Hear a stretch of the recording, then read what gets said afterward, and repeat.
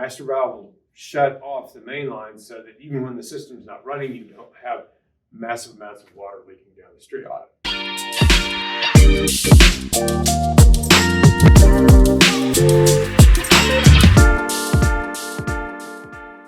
Hello, my name is Tim Green, and I have a irrigation company called LSI Lawn Sprinklers. In the days of incorporations, LSI was Lawn Sprinklers Incorporated. When we became an LLC, we were no longer Lawn Sprinklers Incorporated, so we shortened it to LSI, which made a lot more sense logistically, paperwork-wise, and so forth. The original company was very simply Lawn Sprinklers Incorporated. 1993 was our original charter date, and the company has made some changes over the years. I got my original irrigation license in 1992, which was a 4-digit number. Just tells you how old I really am. How long are they now? Well, they are, I believe, up to 6 digits now. Wow. I let the original one lapse and then retook the test a few years later. So my current one is 5 digits. Okay. 13715. But I started the company by myself and very quickly added 2 or 3 employees at our peak when we were really going after a lot of municipal work, school districts. I think we had 13, 14 employees and a number of trucks, trenchers, all of the stuff that we no longer own today, because we found that the margins on that kind of business were hard to achieve the same as service business, primarily because of all the liability. You have to carry a lot of insurance for that? A lot of insurance. We were carrying workers' comp and doing work for, like I said, municipalities, for cities, for school districts, and the requirements are rough, and the margins are slim, and the competition is tough.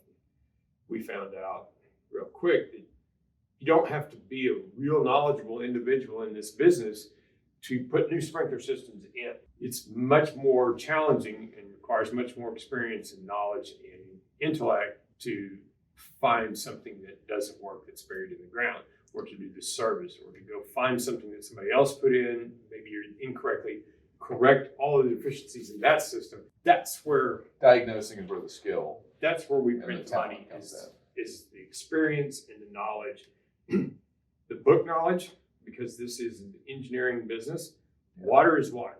Yeah. It has been the same for many years, but not about to change. So all of the math that goes with that stays the same at every single house.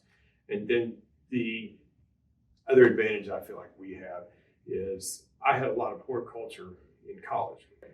Horticultural science, I took shrub class, tree class, propagation class, learned a lot about plant material. Then in irrigation class, along with the continuing education units that we were required to take, 24 each year, well, 8 each year of 24 for every 3-year license period. You learn about water management. So the integration of those two gives me a very good working knowledge of plant material, water requirements, water usage, and being a Texas native, I've been here all my life. I have seen what works and what doesn't, and what combinations work, how to water those combinations for best effort. Because I mean, at the end of the day, the irrigation is for the plants. Like, you don't irrigate something that has xeriscaping and it's just rocks and cactus and stuff. Yes and no. Cactus does require water. Okay. Xeriscaping does require water because they're plants, and they transpire water just like anything else. Now, just like you will require far less respiration or air when you're sitting here talking to me than you will if you're out running a 10K.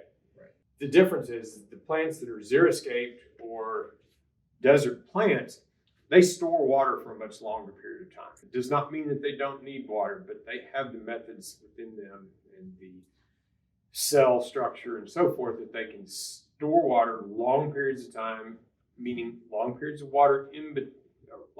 time in between watering, and they're typically adapt to sandy type, well-drained soils. What that means is, in the irrigation world, is that we do irrigate things like that, but they need to be watered separately from your tropical plants, for instance, or your flowers in a pot, or your turf grass, or your annual color.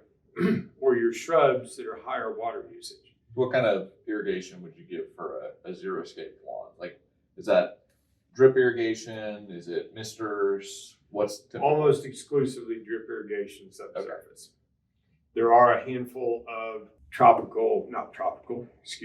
are a handful of desert type plants that do like some above surface irrigation, some actual rainfall emulation, things like red yuccas, some of the things like wax myrtles, Texas sage. Those like a washing of the leaves from time to time. So when a homeowner is thinking about, like, maybe they don't have an irrigation system yet, and they think, hey, I should really get one. I don't want to water my lawn all summer. One of the things that we found is there's a lot of information about this is how much it costs per square foot to irrigate your lawn. Most people have no clue how big their yard is. Right. So what are some like rule of thumb things that like a regular homeowner could use if they want to see, hey, how much should I budget for an irrigation system? If they've got a standard lot house in, say, Lake Highlands, or kind of a normal, what we would know is like maybe a 5,000 to 8,000 square foot lot in the Metroplex. Your typical 75 by 125 lot, would you say? Yeah. And there are so many variables in that, it's really hard to say. However, I would say at an entry level, if you just get the absolute basics in this day and time, probably about $5,000 will get you. And what does that include? So what are the basics of the irrigation system? Basics you're getting for $5,000. The basics of an irrigation system are this: you're going to get backflow prevention at the meter, and what that entails. To unpack that just a little bit. Why is that important?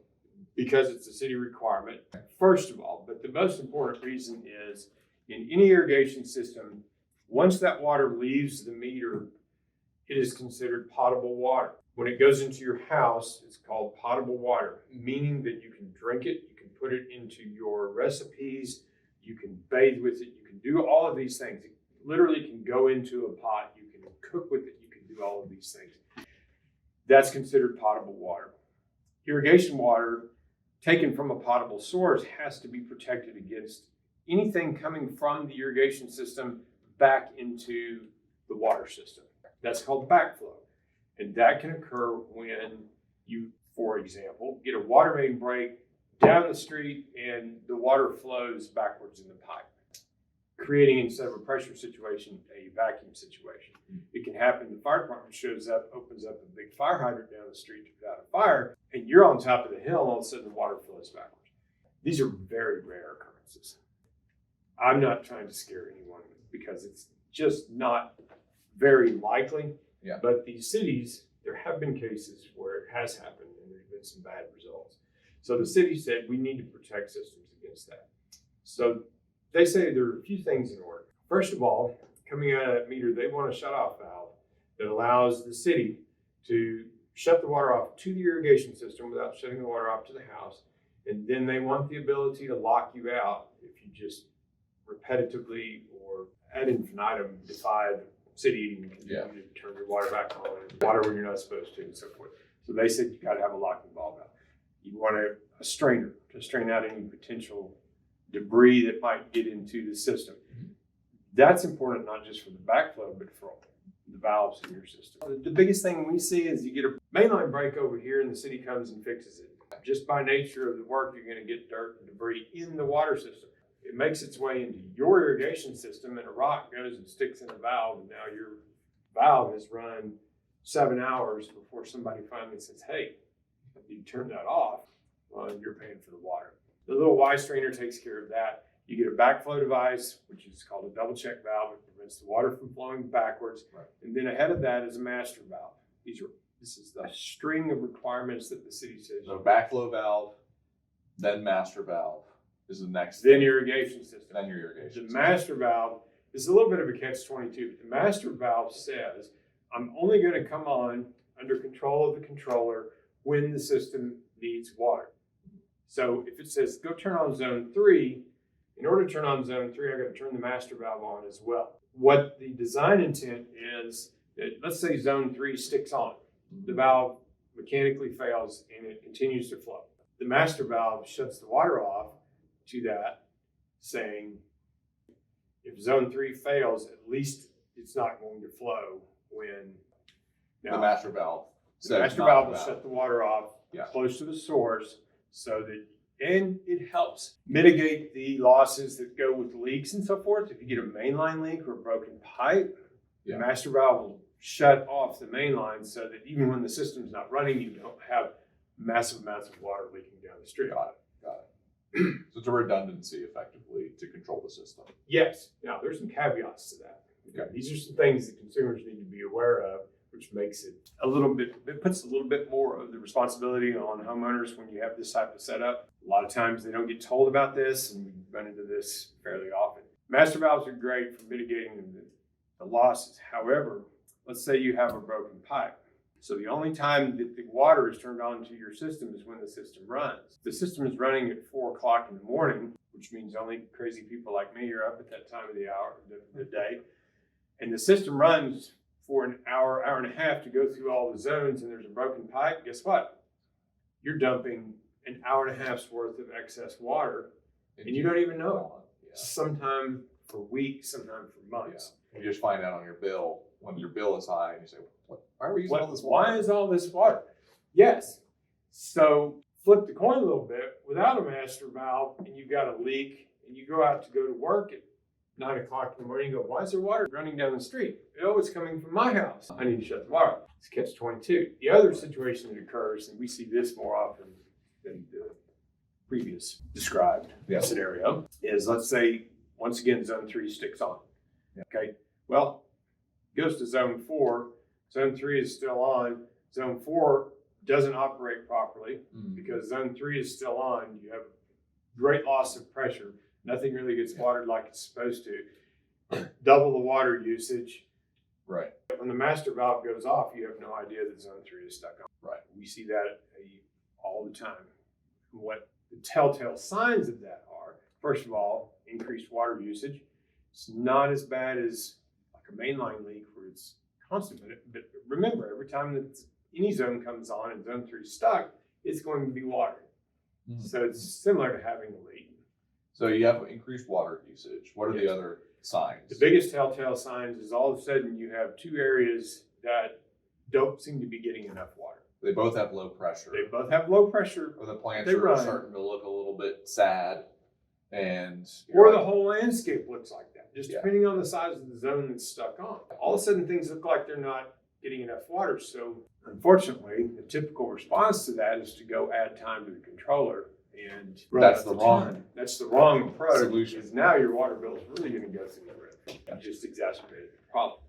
So if you have an issue with one zone, it could impact other zones. And then you think, well, because my plants aren't getting water, let's just give them more water. Right. And you haven't solved the root cause issue, right. Which is that you have an issue with one of your zones, which is maybe it's staying on for too long or has a break in it, or there could be a million things. You just know it's in one of the zones. So I went way down a rabbit hole with that. But coming back to the question you originally asked, what are the components of a sprinkler system and what do people get for that $5,000 system, correct. $5,000 system. In a typical lot like that, you got your backflow set up, you've got a controller, which these days we highly recommend Wi-Fi enabled smart controllers. They allow us to program ET-based watering. We'll talk more about that later. And then the zones of the system.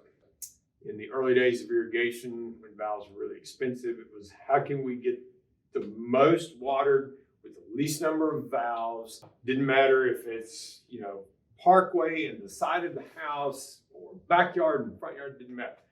Well, it does. So explain that. So for somebody who's never had an irrigation system, right? Explain like the zones, right? And why is that an issue when a zone's too big or it's covering too much? Because they might think, well, if it costs this much per zone roughly, then I only want to get 4 zones, right? Or I want to only get 5 zones. That might make sense to them. But why does that create issues down the line? Well, you're going to save money up front doing it that way. However, you're going to pay dearly over the life of the system because different parts of the yard require different amounts of water.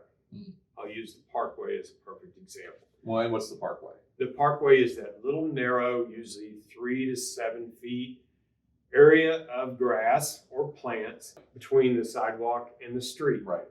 Usually runs between the approach and your neighbors, or two approaches at your house. And that little area is notoriously hard to water, especially in the summertime, because it's got concrete street on one side, it's got a sidewalk on the other. It gets really hot and it's really small. Yeah. We always put that on a separate zone, because if you water enough to adequately water your grass or your plants in that small area, you will overwater. You put too much water on the adjacent yard. Mm-hmm. Or sometimes you see the parkway is zoned with something that wraps around the side of the house that's in the shade half the day. Right. Makes no sense. The response, if you want your yard to look good, is to water to the point of worst case. It's going to be the parkway. You're dumping a ton of water on the parkway. The side of the house, the rest of the yard is practically flooded. So super muddy. And it looks good, but you've wasted a ton of money to do it. When a system is zoned properly, we're taking into account water use of the plants. Let's use your example of the xeriscaping. Maybe somebody has a xeriscaped flower beds, but they have a St. Augustine turf. We're not going to water those on the same zone. We're going to water the xeriscape on a completely separate zone. The St. Augustine grass will be on a completely separate zone. And then the hedgerow of Photinia are going to be on a completely separate zone. And this can also happen when you do landscaping or you change your yard, but you don't adjust your sprinkler system. Well, that happens very often, and that brings up another very good point. Your water meter is like a checking account. You have it based on the size and the pressure that you have wherever you are. You have a certain amount of gallons per minute that you can draw from that water meter at the proper pressure to make the irrigation system work correctly. That's called hydraulics, and that's engineered into the system, supposed to be. You can't write a $100 check on a $50 account. It just won't work. So when we design a system, we're going to build in a little bit back from the limit. Of the max amount of water that can flow through the system at any given time. So when we design a zone and we say, this zone is, this zoned area, we're going to design it to be 15 gallons per minute. Oh. Now, the backflow in the water meter may be capable of supplying 18 to 20 gallons a minute. Why do we do that? Sounds like you're trying to up the number of zones, but it's not really the case. What happens is you change the landscape. All of a sudden you've added things over here and you've taken away things over here. Well, if we need to add a little bit to this one zone, we have the flexibility to do that. We can add a couple, and you say, oh, you know, I'm tired of that xeriscape. Let's put half of it in grass. Well, now we can add to the grass zone without maxing things out. The other reason we do that is because water distribution changes over time. You may have this pressure today and this pressure tomorrow. You may have this pressure tomorrow, and then one future may have more. We make accounting for that too in the design systems. Another reason you want different zones, here's a great example. Got a dog run on the side of the house. I want to keep that the least amount muddy as possible. Yes. Trust me, I know that from my own experience. Right. So let's put the dog run in the side of the house, and if it's like most houses, it's very shaky over there. Yeah. You need enough water for the foundation. That's a whole other rabbit hole. But you don't need so much water that it stays muddy. And if you're trying to water the shrubbery in front of the house, enough water, and it's tied to that side of the house, guess what? It's going to be muddy as hell. Light requirements, it's called hydrozoning. It's the correct term. Zone the irrigation system to match the requirements based on plant material, lighting, other. It's much more expensive to change a incorrect system than it is to just add on more zones to a correctly sized, properly installed system. Exponentially more expensive to correct an improper system. Today, the components of a sprinkler system are not the big cost barriers. For that $5,000 system, it's not that much money that goes into the components. It was PVC, it's PVC, sprinklers. it's valves. We spend more today on wire than we do on pipe. Yeah. And that's just where wiring prices are. Right. At one point in the world of irrigation, valves were very expensive. Today, they are not expensive. You have more decades of manufacturing and make it more efficiently and make it better and have Yes. quality, all those things. All of those things, just So like any other technology. So what does drive the cost of the irrigation system? So labor, I have an idea of what you're going to course say. you do. I kind of know. labor is our biggest cost, without question. Labor is the biggest factor in it. So of that 5,000, probably 60% is labor? Probably 60% is labor. Now, things that affect the labor costs that are very important. Do you have large trees on the property? What type of soil do you have on the property? How much hardscape do you have on the property that has to be accounted for? Right. Do we need to go under sidewalks? We are not going to take a trencher and trench next to on both sides of your large live oak tree, because in 5 years it will be dead. Yeah. People will be saying, why did it die? That is just not the answer. We will hand dig around that. The other anything that kind of dramatically increases the time it takes to install the system is gonna increase the cost much more than, hey, we need 10 extra feet of pipe. That doesn't really impact it. No, absolutely not. And that, back to the zoning, you can put in 5 zones to water that lot. Yeah. And it'll water it. Minimum number of heads, minimum number of zones. Right. But 9 zones would really water it, and over the course of the next 5 years, save you far more than the extra amount of money you spent Hundreds in of water. dollars a year. Thousands of dollars in water usage over the course of the season. And sometimes even be able to diagnose where the issue is faster. Right. And how much does diagnosis cost per hour? A couple $100 an hour, probably. Yep. Right. It can make a huge difference. So again, the other thing that we like to do is we will run extra wires when we put a system in.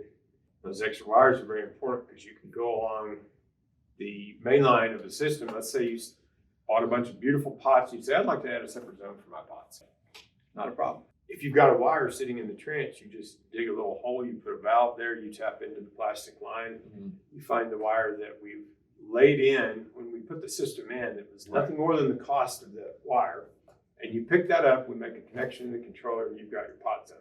If you have to add that zone at a time and you don't have that extra wire, you got to trench all the way back to the controller, or you got to add some kind of equipment. And if you're putting a system in, you can request that from your installer and say, hey, I'm thinking about doing X, Y, Z in the future. Can you make this ready for these 3 zones? Or I'm going to add a flower bed on the side of the house, or I'm going to put in a new tree in the backyard.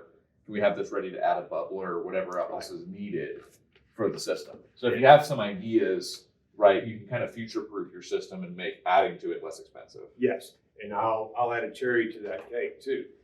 Let's say in the future, or at any point, maybe as soon as we leave, you're going to add a low voltage lighting system.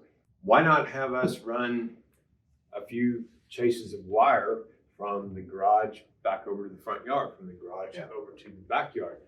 Let us lay some wire in the same trench while we're digging, while we've got these contiguous runs where the pipe is running. Right.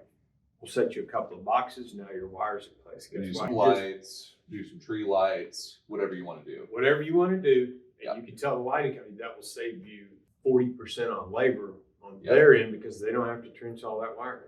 They just have to install the lights, hook them up, install it to the electrical, and maybe add a breaker or something like that. Right. And to the homeowner, it's nothing more than the cost of a roll of wire that I get at the same supplier we get our materials from. So why not? That's great. So let's dive into it, for people who don't live in Dallas, or they're seeing this or they're hearing about this, when they're talking to a sprinkler company, they obviously don't know about all of the the hydraulics. Homeowners are smart, but they're not subject matter experts on irrigation. No. So if they're talking to somebody, what are some things that they should look for to know that irrigation guy is going to do a quality install, is going to provide good service, or even some red flags of, hey, avoid this if you hear this. This is something to take into account. What kind of questions should they ask? Well, the very first question they should ask is, do you have a license, and what's the number? Or are you representative of ABC Irrigation Company? Are you working under somebody's license? What is that number? Right. And it's supposed to be on their quotes too. It is supposed to be on every piece of correspondence, soft or hard, that they provide to you. It's supposed to be on the quote. It's supposed to be on any kind of advertising, marketing. Again, whether Business card? Business card, it's supposed to have a license number on it. Any kind of correspondence is supposed to have that license number on it. Okay. I highly encourage, because this has happened, you find a guy that's got a business card that's got a license number, but it's not his license. Check the license. Check the license number. You can go to the state of Texas and look it up. You can you just Google Texas irrigation license, go to that page, and it says you can search by individual or search by license. I encourage you to do it. You'll see the list of all of them. If you can't find it, license is expired, doesn't belong to them. Right. Red flag, don't let them touch it. The second, I guess, question that they should ask is, what type of equipment are you going to use? Sprays or rotors? That's a big question. When you say equipment to install or equipment that they're using to like trench the runs and those sorts of things, what questions are actually helpful for them? Let me rephrase the question. What brand and models and type of material are you going to use on this project? And can you send me data on each of those? You want to know what they're using simply because there's good and there's bad. Yes, this stuff is available, but what kind of quality is it? And then you can make a judgment for yourself. What are some good brands that are generally a sign of a good contractor? What would be some good like sprinkler head brands that they could see and say that's probably a quality? Well, we use a mix. Rainbird makes a good product. In their spray head line, we use them almost exclusively. Hunter makes absolutely fantastic rotors. They're the best in the business. Hunter makes great controllers. Weathermatic makes a great controller that's very easy to use, very user-friendly. We use Rainbird and Weathermatic valves. Lately, the Weathermatic valves have been a little bit more of a problem, but Rainbird makes a good product. Hunter makes a good product. Some of the other brands, maybe not so much. And we've tested these products over the year. Other questions you probably want to ask them are, do you provide a warranty? How long is your warranty? What's a typical irrigation warranty? The state of Texas says they must provide at a minimum a 1-year warranty. 12 months. Minimum. 12 months minimum. We provide a 5-year warranty because that just takes care of people better. There's a lot of things in irrigation systems. We've seen this before. Some equipment will fail. When I say equipment, you get a sprinkler head. Sometimes Rainbird has a bad run. Sometimes after a couple of years, sprinkler heads are sticking up. Well, if you've got a decent warranty, you can call and say, hey, these things are sticking up, they're not supposed to. I called Rainbird and said, hey, these are not supposed to be doing this. It's a wash for us. We come out, we take care of you, the consumer. The second biggest question that I would ask are, please send me some references. At least 3 of people that you've done recently, and call the references. So what do you say to people who say, well, they're just going to give the good customers that they had a good install with. They're not going to give me the problem customers if they give a reference. What's the value for the homeowner? Well, if you can get 3 references from somebody and they've got 3 happy customers that they've done and they've been taken care of, that's a pretty good sampling. I can give you lots and lots of customers. Sure. But if you're not doing a great job, you're probably going to have a hard time coming up with 3 customers. So if you've got 3 good customers and they honestly, it's not somebody that they went to school with or something. Sure. So our experience calling references has been that they're usually pretty honest. They'll say, hey, I like this part. Right. This part, there's a little hiccup here. They took care of it. Or this part was, most of the time they'll be very transparent about what they did and didn't like in the process. And it's been my experience that if you call a reference and everything is perfect, they're lying. Because nobody does a perfect job. There's always a hiccup in a job. And, stuff happens to the house and, different things. Somebody does something stupid or something didn't go the way we wanted it to. Right. Another question that I would ask is, are you going to provide an as-built drawing?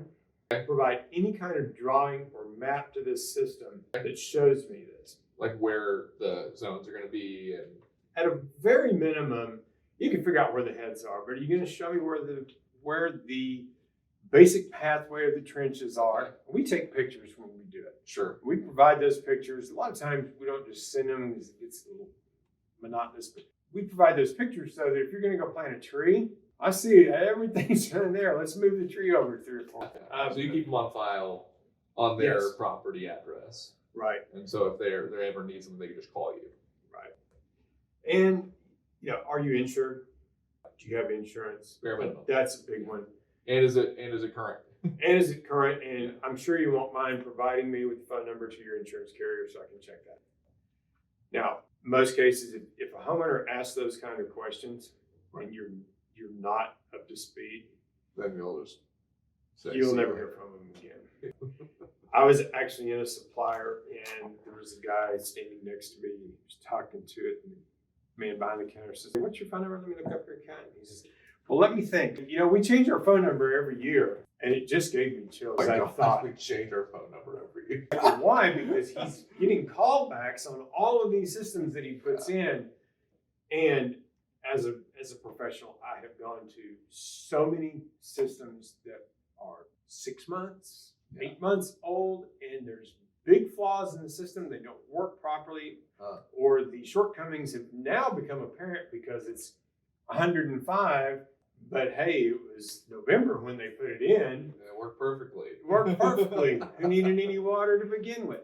And they said, "Well, I've called the guy 4 times and I can't get a response." So It makes me. license, right? Current license, check with the state. References. What kind of equipment are you installing here? Send me data sheets on the equipment. Right. And then insurance, of course. Anything else that you check on? Well, I would just feel them out on what kind of knowledge they have about. Ask some intelligent questions. Are you familiar with hydrozoning? How do you plan to zone the system out?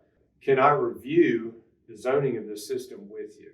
Because in our case, we're going to set flags out, different color flags that show the different zones. Before we ever get a shovel on the property, can I review this with you to see how you've done it? And if you find out that they're either reticent to do that, or they say, "Well, we don't really do that way."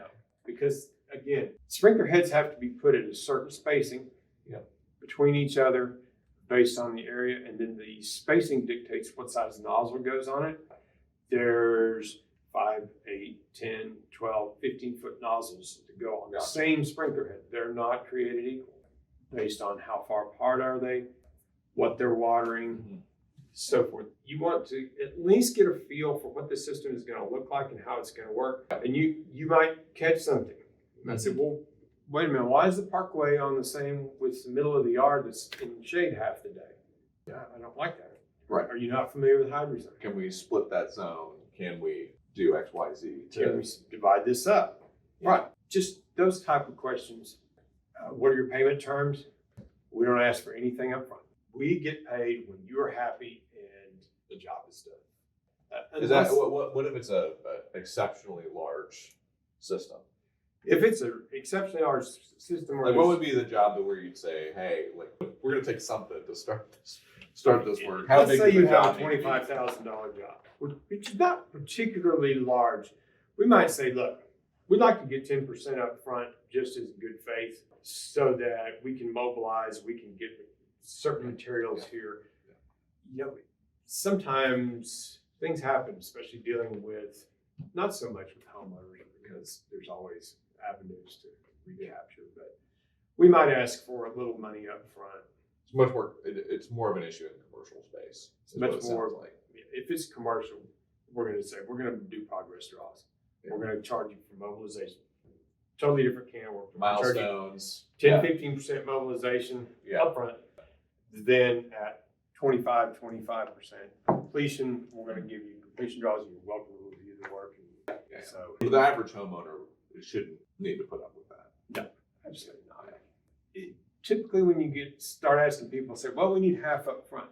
That means that they're underfunded, they're undercapitalized. Probably means they're not going to be able to maintain for long term. Second thing is there's always that danger that they take off and run. Now with you guys, that's not so much because you've pre-vetted these guys. Well, and we handle a lot of the cash collection for the homeowners and the partners, and because we're a third party holding the cash, Right. It's not, we can say, hey, there's punch list items. We need these completed before the final draw goes out. And so it's almost like escrow without that. It's not really escrow, but it provides that same kind of protection for both parties, really, where the contractor can say, hey, I need to get paid. I've been working on this job for 4 weeks. I need money, right? And then the homeowner in the situation where they've got the rare case where there's punch list and the project's not going well, they've got protection for their cash too. That's right. So in the commercial world, that's called retainage. There's 10% retainage on almost every project we've ever done. There's 10% retainage held until the final punch. Exactly. And that's what we do. Client says, yes, I'm totally happy. Here's your 10%. And you need to pay your guys, and you need to.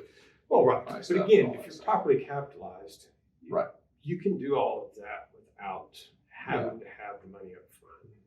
In the residential world, most of the time, we're going to exceed expectations. They're more than happy to give us payment. And with what's great is you guys will go back out and take care of them. You've got your warranty, and that gives people a lot more confidence. And they say, hey, I can pay this guy because. And if you're an irrigation company listening to this, give a good warranty. But we know from the homeowner side, our partners that have strong warranties almost never have an issue collecting payment on their jobs because the homeowners have confidence that they're going to have their problems fixed. That's right. Over time. It's just a best practice. It is absolutely best practice. And there's an adage in sales that says if you give 99%, you're falling short and you're an asshole. If you give 101%, you've exceeded my expectations and you're a hero. What's the difference? 2%? Right. We actually build a little money into the job for warranty. Not much, because I can count on one hand how many times we have to go back and take care of a true warranty issue. But what that gives you is a little bit of flexibility if the customer calls and says, hey, I'm having a little trouble programming this, or I can't figure out how to turn my rain sensor off. I have no problem stopping by there. No problem stopping by, giving you a little extra time. Hey, trash truck run over my head. I know that's not under warranty.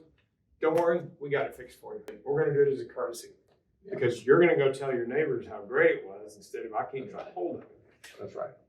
It's really a marketing expense. It's just a marketing and a customer relation thing. We build relationships. I'm much more concerned with the relationships that we build with our customers. They are happy. They've got a product that serves them. The profit and all the margins, they're way down the list. I know that's not Mr. Businessman, but if I've done my homework, that takes care of itself. If I'm doing my part, your happiness and your satisfaction with that over time, especially. Irrigation systems are like, you don't buy a car thinking that next week you're going to change your mind, at least not in my world. You're buying it thinking way out there. I'm going to have this for the next 2, 3, 4, 5 years. Right. And what are my costs going to be? What are my maintenance costs? Almost everybody's going to look at that. Same thing with an irrigation system. Irrigation systems are not a roof. They do require periodic maintenance. They have mechanical moving parts that are subject to things like power surges, lightning hits. We've got stories there. But, a roof, as long as it doesn't get hailed on, you're okay. How often should a regular homeowner have their system checked out? What's typical? What's a good maintenance schedule for a regular system? A good maintenance schedule is once a quarter. Once a quarter. Why that frequently? Because most systems, if they're more than a year or two old, at least every 3 or 4 months, you're going to get a nozzle that gets clogged. You're going to get a head that cracks. You're going to get a PVC union underground that breaks. And you may not see all these things. It may not be evident when you run the system and you look out the window. Right. Or for, the 2 months when you have it turned off in the winter and you're not doing anything. Right. Yeah. It's a good startup in the spring. The ground moves around here. Big surprise. Things can break sometimes, and they're very hard to detect when you just see water spraying. It's like, oh, well, it all looks good. It's the untrained eye. Right. Once a quarter is ideal. The other reason is most people don't have Wi-Fi enabled smart controllers, and they go out in the garage and they program it for the time of the year. If you're one of our customers and you're having a quarterly check, which is a nominal charge, we're going to reprogram your controller for you for that time of the year. And then it's watering the correct time and Right. all that stuff. You're not using a summer schedule in the winter or a winter schedule in the summer. You're not waiting until things are under duress to have those changes made. An absolute minimum is once a year. In the spring, preferably.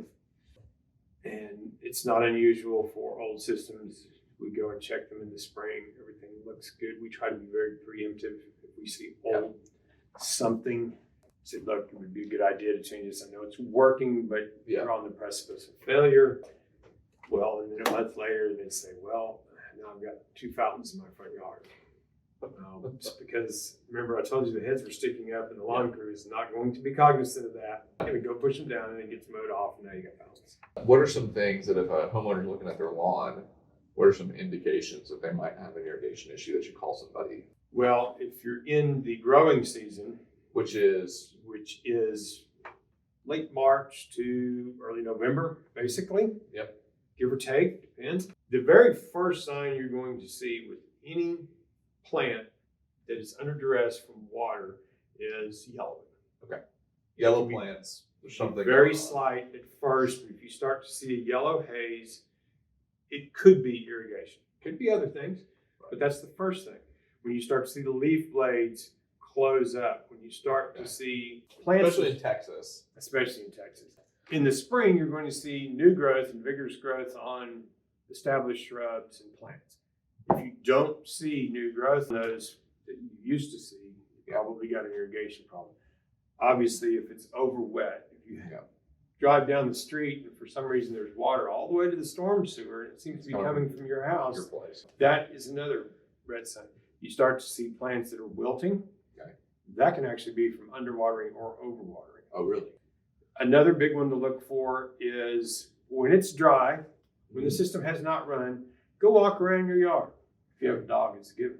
But if you go walk around your yard and you see what looks to be a soft, mushy spot, it looks like black, oily looking dirt, or a spot that just never seems to dry out in an unusual area that's not drainage related, those are probably the beginnings of water leaks. We had a customer who it was this last summer when it was 100 degrees for 9 weeks, and most of their yard was not doing too hot, but they had one section that was really green. Like, I don't know why this one section of grass is doing well. Well, they had a leak there. Yes. And they weren't watering enough too. But I mean, it was really hard for people to know how much they needed to water without, just watering constantly last summer when it was so hot for so long. Very hard to keep up with, and it required some tricky thought processes on how to water without having to water, like you said, constantly. Just watering every day is not the answer. Right. That's just not going to work unless it's a potted plant or something. Right. So we had a commercial property that had buildings on this parcel, and another parcel was undeveloped, yet they had run irrigation lines for future development, and it was on this side, so all the irrigation piping ran across the end of the parcel to get to the developed part. And they said, well, we don't understand why that part of the parcel over there is always green for months. And we went out there, they had crawfish living in the area. It had been muddy so long. It literally had crawfish. Was this in Texas? This was in Dallas, Texas, in Irving, Texas. And when they found out, they went back, and it had been something like 24 months of excessive water bills. But because this thing was such a constant, consistent leak, it just leveled out, and they just bought it. When we fixed that leak, it was like a drop in the water bill. My gosh. That's great. And the crawfish died. Sorry. Well, poor crawfish. Life's tough, man. When you're a crawfish. That's a good point, though, if you start to see green areas that are excessively green. Yeah, when it's really hot out. Right. In particular. And we haven't talked much about foundation watering. Don't know if you want to delve into that, but we can try to make it succinct. I learned a few things about foundation watering that I didn't know in the last CEU class I was in just a few weeks ago. So in to frame the discussion, for most of the houses in the 1950s and 1980s houses, a lot of them you'll see pier and beam, and then after the 80s, really everything now is slab. I would say almost everything. New construction almost exclusively slab foundation. So to qualify our discussion, and that's an extremely good point, because I asked this question specifically of the engineer with many years of experience in foundation about the pier and beam versus slab. And the basic answer is, if you have a pier and beam foundation and you've not had problems with it, or it doesn't have a history of having problems, meaning it's not a true pier and beam foundation, it's built on bodock stones or something, then this conversation doesn't apply to you nearly as much. You do need to keep the exterior of that foundation watered to some degree, but basically ignore what I'm going to say about this, because it applies to slabs. If you own a home and you can hear the sound of my voice, anywhere in this metroplex the soil moves. No one is exempt. That's a fact. It is very important that the foundation be kept evenly watered. And I emphasize evenly because some people will say, well, there's not much in the backyard. I don't care. I'm just going to water the front yard. And I won't go into all the details of why that's bad, but you can literally create a situation where the ground outside begins to teeter the foundation in one direction. One side of the yard is dry and the other side is wet and it's clay soil, and the clay expands here but not here.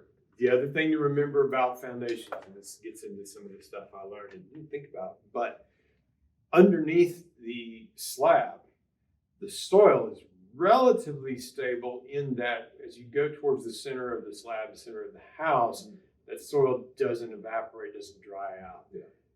Water in our clay soils does not move laterally through the soil very well at all. There's very little linear movement. That's why it's very important to consider when the outside of that house dries out and that grade beam is sitting in a dry area and the center is wet, you're almost sitting on a ball. You're just kind of waving. Where's the pressure in most houses? Pressure is on the perimeter of the house, because that's where the walls, where the framing is, that's where the roof slopes out to. All of that pressure is on the perimeter.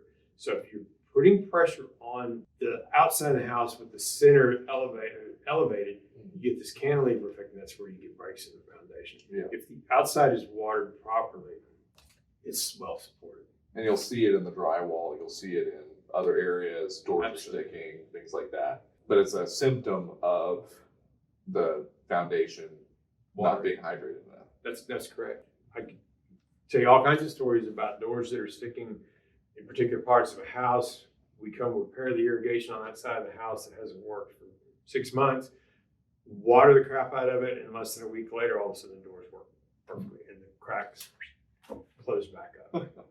Those are true stories. The other issue about foundation watering is, and this is something I did not know, changing my story a little bit from what I've always prescribed to, is that a landscape irrigation system will 100% of the time, if used properly, adequately water the foundation.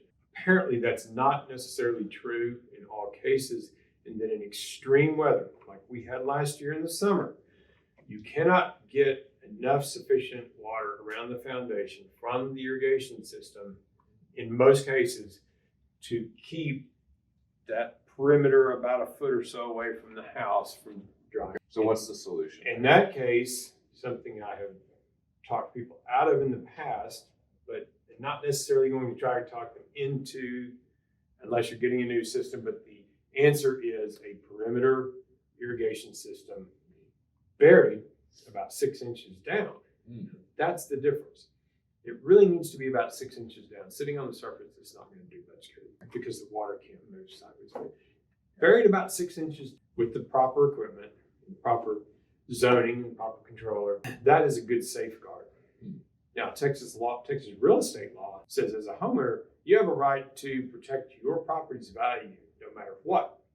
Meaning, if you have a system like that, you are allowed to water the foundation of your house to protect its value from damage. Regardless of water restrictions.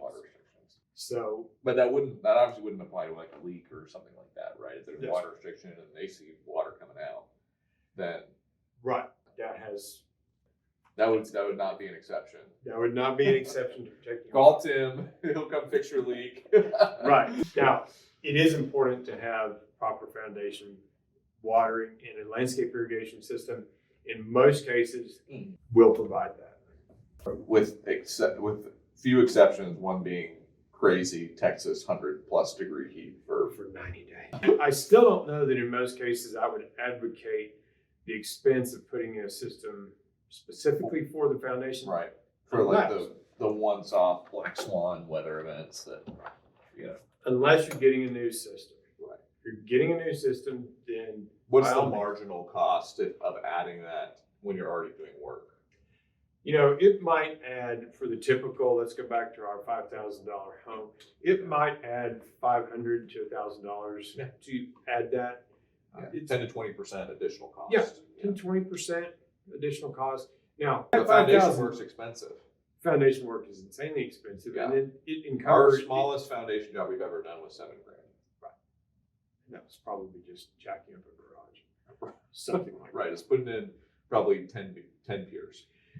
And unfortunately, that encumbers the deed to some extent, because by law you also have to disclose if there was foundation work done to your home. Yeah. And for a lot of buyers, it would be for me, oh, you had foundation issues. Yeah.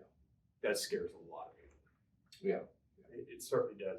My wife is in real estate, and when a property has foundation issues, commercial or otherwise, it's a red flag. Even if they're perfectly done, they're corrected, there's no problems. So It's just hairy.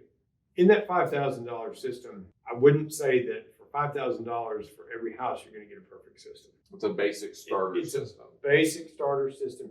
If you add a little bit to that, if you make the investment up front, the payoff is going to be, first of all, when it comes to resale, nobody ever says, well, I wish it didn't have an irrigation system. Right. It might be, I wish it didn't have that hot tub. It might be, I wish it didn't have that pool, or Right. any other addition that you do. I don't like the color of the bathroom, but nobody says, oh, no, I don't want an irrigation system. So But it it adds could hurt value. it to not have it. What's that? It could hurt it to not have an irrigation system. That's right.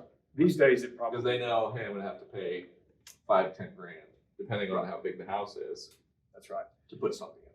So as the price goes up, the details get finer and the savings get better. Yeah. For instance, if you go with that Wi-Fi ET-based controller and it's programmed properly, which again might add another 10 to 20% to the bill, but your water savings are 40%.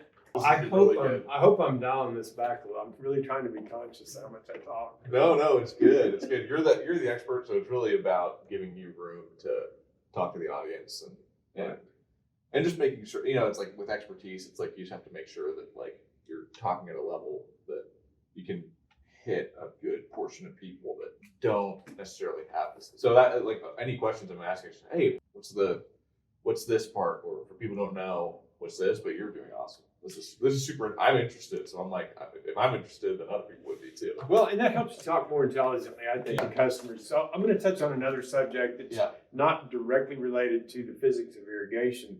It's the environmental side Okay.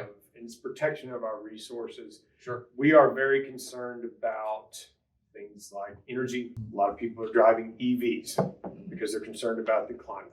They're concerned about where does our energy come from, our electricity. That's a valuable resource. Right. Water is just a valuable resource as well. The intelligent use of water for the environmentally conscious individual means that we will continue to have an adequate supply in the community that we live in. Dallas has a fantastic infrastructure of water. We have more capability than we have demand right now. We are one of the rare places in Texas that has that, and we're very blessed with that. As a good steward of that resource, it behooves the average homeowner who probably recycles, who's probably conscious about use of their automobile and what do they need. Keeping the house at a good temperature. Reasonable summer. temperature, not wasteful with their resources. Right. has a responsibility and an obligation to protect the water resources. And I'd say that's most people. I think that most people that they might not, have a homestead in their backyard, but they don't want to waste resources, and they want to recycle their water bottles. Like, they want to when it's something that they can do. Most people do the steps the extra step, the 1 or 2 extra steps to be conscientious. That's right. About what they're doing. And That's I right. think a lot of people care about it, but a lot of people just don't have full education about what can we do to, reduce consumption, or are there quick wins that we can get? That's right.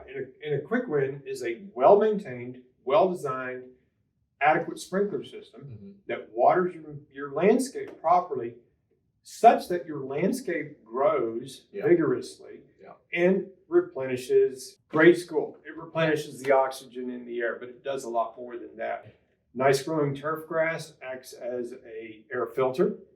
If it's weed-free and it's vigorously growing, you have less pollen, you have less noxious weeds, you have less of those things that cause people with allergies to have problems.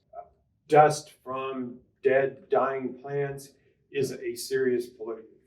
It is not a wise thing. There was a city in maybe New Mexico that basically paid homeowners to take out their landscapes. Wow. If you'll do this, we'll give you a tax break. We'll do this. So people were putting granite and stone and so forth.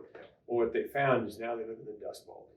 The pollution was terrible because there was no greenery to help clean those things up. So now they had to flip the script and go back to, please do all these things. And it keeps soil from eroding, and it keeps, it's just nice to look at and walk around the neighborhood. That's right.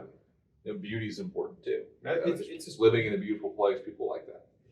It gets down to the spiritual level too. If you're in a well-maintained, comfortable environment that doesn't make you sneeze walking across the yard, those are nice things to have. Not to mention resale value. If you've moved here and you know that in 3 years you're moving back to somewhere, hey, add some value. Get some more money out of your house. Make it better. So if people want to get a hold of you and have you look at their irrigation, where should they go? How can they get a hold of you? How can they get LSI to come look at their irrigation system or quote them on an install? I'm a one-on-one person. You can go to our website, get the phone number, call that number. It goes directly to my cell phone. And if I don't answer the phone, I will return their call, but I will talk to them directly. One-on-one, answer their questions. Meet And what's their needs. what's the website address? It is LSI Lawn Sprinklers, sprinklers is plural.com. LSILawnSprinklers.com. Go there. Or if they're a HOMR member, they can request you. They say, hey, send LSI out, and we'll get you out to their house because you're one of our partners. That's in the correct. irrigation front. The initial visit for a HOMR partner to either give a random order of magnitude on repairs, which we do frequently, and that is something of a HOMR exclusive, by the way. Woo. We typically do not give estimates on repairs because you never really know, and they tend to be high, but we do it as a not to exceed number. Yeah.